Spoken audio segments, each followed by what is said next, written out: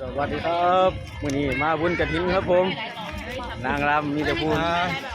งามครับนี่ครับแจ๋วครับโมเมนต์คือยูนะครับไปรับชมการเพิ่นล้ำกันเลย